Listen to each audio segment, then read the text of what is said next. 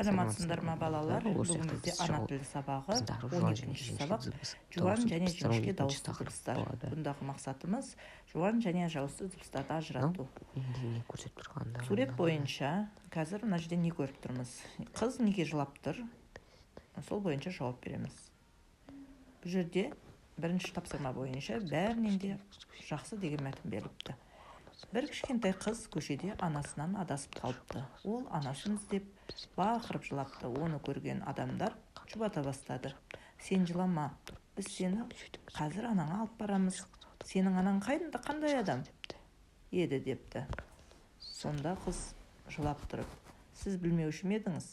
Менің анам ең жақсы адам. Ол бәрінен де жақсы депті.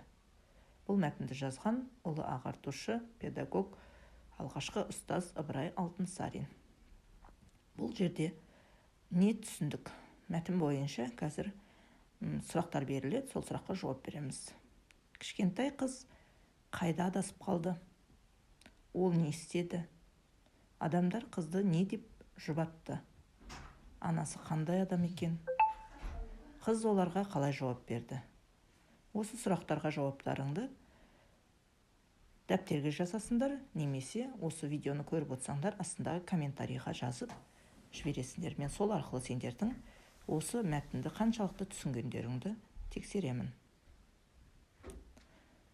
Осы мәтінді жазған қазақтың көрнекті ақын, ағартушы, педагогі, жазушы Ыбырай Алтынсарин, этнограф, фольклоршы, қоғам қайраткері, қазақ балаларына алғаш мектеп ашқан ұстаз. Енді екінші жаттығу бойынша мақалды көркем жаз дейді. Күннің шуағы жылы, ананың құшағы жылы.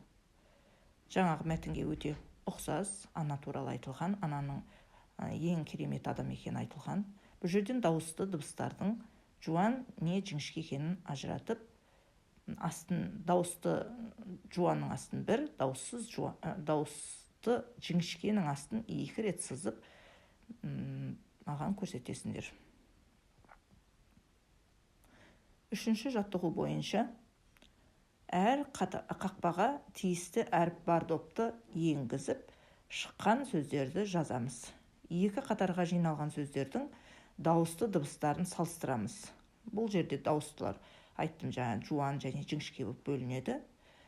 Жуан дауыстыларды бір қақпаға, жіңішке дауыстыларды екінші қақпаға толықтырады екенбіз. Оны да комментарийға дайын жауаптарын жазып кетіңдер. Және осы жауаптарды мынау арқылы, мен берілген дайын шешу арқылы тексеруге болады.